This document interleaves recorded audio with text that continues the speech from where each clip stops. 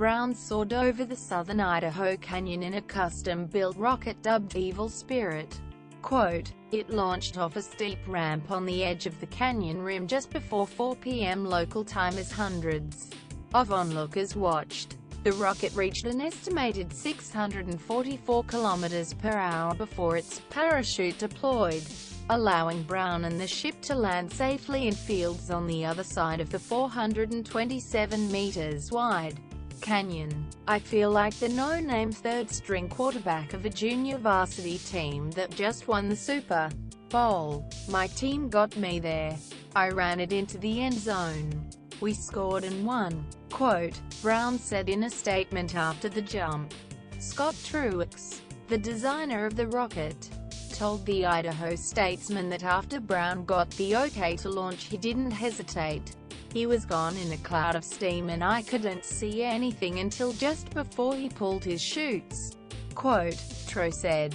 Braun has said the rocket was identical to the model Knievel used for his failed canyon attempt on Sept. 8, 1974. Knievel landed at the bottom of the canyon when his parachute prematurely deployed partway across the canyon, but walked away with only minor injuries. The spot where Knievel jumped was 488 meters wide. Braun hoped his effort would prove that Knievel could have made it across the canyon if his parachute had deployed at the correct time. Watch. History made a 700 km/h steam-powered rocket launches Daredevil Eddie Braun over Snake River Canyon. Hashtag 10newspic.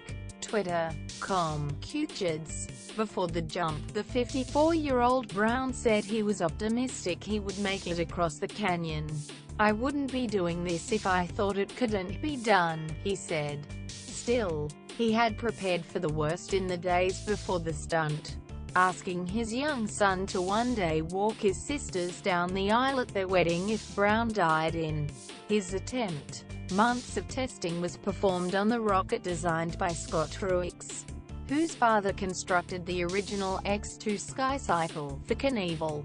Truax followed his father's blueprints down to the last bolt and deviated only by updating the parachute system. Braun had trouble finding corporate sponsors for the stunt, and said he spent about $1.5 million of his own money on the jump.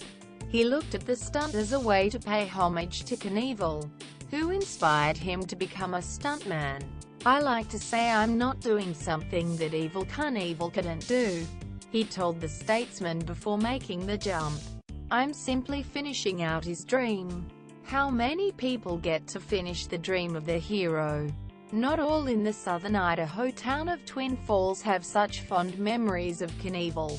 Many residents remember Knievel's promise of a week-long festival complete with celebrities and a golf tournament. Knievel's attempt drew plenty of spectators, and the resultant partying, fighting and mischief upset locals. The Daredevil was later accused of leaving town without paying debts to area businesses. But the mystique of Knievel's failed stunt has lived on, with would-be Daredevils showing up every decade or so to propose similar jumps. Knievel's son Robbie visited Twin Falls in the 1990s and in 2010 to float the idea of a possible jump, though it never came to fruition. Braun appears to have been the first to actually try the stunt since Knievel's attempt.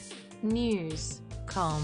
Our privacy policy includes important information about our collection, use and disclosure of your personal information, including to provide you with targeted content and advertising based on your online activities.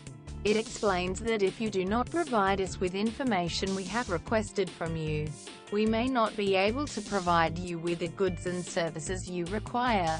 It also explains how you can access or seek correction of your personal information, how you can complain about a breach of the Australian privacy principles and how we will deal with a complaint of that nature.